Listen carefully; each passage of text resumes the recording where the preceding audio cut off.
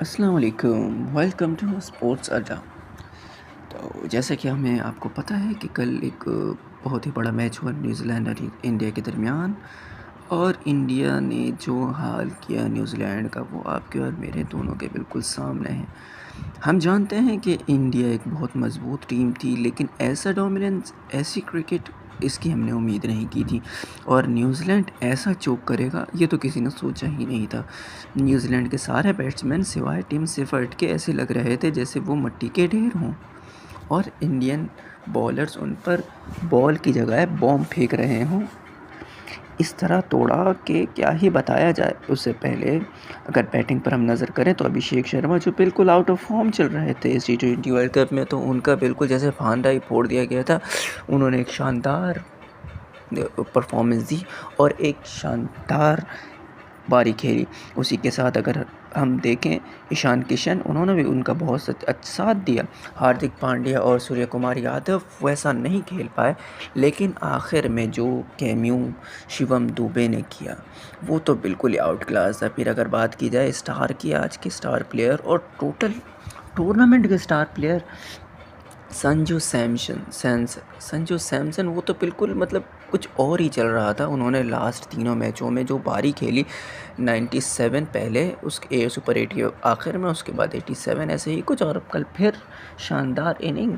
तीनों मैचों में शानदार इनिंग। बहुत से हम पाकिस्तानी, जैसे मैं खुद भी पाकिस्तानी हूँ, और हम सब ये देख रहे हैं कि जो शानदार बारी खेली गई, उसके बावजूद हम ये कहें कि साहिबजादा फरहान को रन्स की बेस पर man of player of the tournament करार देना, लेकिन आई डोंट थिंक सो, क्योंकि इम्पैक्ट देखा जाता है बॉस। इम्पैक्ट संजू सैमसन का था। उन्होंने सेमीफाइनल हो या सुपर 8 का आखिरी मैच हो या फाइनल, तीनों में वो इम्पैक्ट दिया जो साहिबजादा फरहान नहीं दे पाए। हाँ, उन्होंने बहुत स्कोर किया, उनको किसी ने साथ नहीं दिया, लेकिन एज अ टूर्नामेंट अगर हम देखें ना, तो बॉस सैमसन का बनता है। सैमसन ने जिस तरह परफॉर्मेंस दी, जैसे वो बस कह रहे हों, आओ और मैं धोऊं तुम्हें, मारूं। वो तो शुरू में उनको मिला नहीं, उनको बिठाया हुआ था। अगर वो शुरू से खेलते तो आई थिंक उनके स्कोर जो होता शायद ज़्यादा होता साहिबजादा फरहान से। हाँ, आप ये कह सकते हैं साहिबजादा फरहान ने 6 इनिंग्स खेली और इस तरह, तो मतलब, लेकिन बॉस साहिबजादा फरहान की टीम आगे नहीं गई, हमारी टीम आगे नहीं गई, उसकी टीम आगे गई। तो अगर वो स्टार्ट से खेल रहा होता तो आई थिंक वो 400 क्रॉस कर जाता। हाँ, ये सोचने की बात है कि यार शायद ज़फ़रान को नहीं मिला, अफ़सोस है, मतलब एक्स वाई ज़ेड, लेकिन इम्पैक्ट को हम देखें तो संजू सैमसन का जो इम्पैक्ट था। फिर आ जाते हैं बॉलिंग की तरफ, तो बॉलिंग पे जिस तरह की डोमिनेंस उन्होंने शुरू में ही मतलब बिल्कुल 2-4 कर दिया कि, और फिन एलन जो पिछले मैच के स्टार प्लेयर थे, और बहुत बेहतरीन उन्होंने सेंचुरी स्कोर की थी, लेकिन यहाँ पे वो कुछ ना कर पाए, और मतलब शुरू में ही चले गए। दूसरे ओवर में, मतलब दूसरे तीसरे ओवर में लगा जब हार्दिक पांड्या को मेरे ख्याल 21 रन लग गए, तो मतलब कि हो सकता है कि धो दें, बहुत अच्छा पिक कर लेंगे, लेकिन नहीं कर पाए न्यूजीलैंड। और बिल्कुल जब बुमराह आ रहे हैं, दूसरे बॉलर्स आ रहे हैं, तो बिल्कुल उनको खेल ही नहीं पा रहे हैं। तो कह सकते हैं कि बिल्कुल ना, लगा नहीं था कि कुछ भी कर जाएंगे। टिम सेफर्ट ने अपनी सी कोशिश की, उन्होंने 50 स्कोर किया, लेकिन जब ज़ाहिर आपको दूसरी तरफ से सपोर्ट ना मिल रहा हो, धड़ाधड़ विकेटें गिर रही हों, तो आपके ऊपर एक प्रेशर जनरेट हो जाता है, और उस प्रेशर के चलते हुए मतलब आप नहीं कर सकते। तो इंडिया इस टूर्नामेंट में बिल्कुल टीमों को आउट क्लास करती जा रही थी, और ये जो शिकस्त थी न्यूजीलैंड की, बहुत बड़ी शिकस्त थी। यानी टोटली वन साइडेड मैच था, इसको आप टू साइडेड कह ही नहीं सकते हो।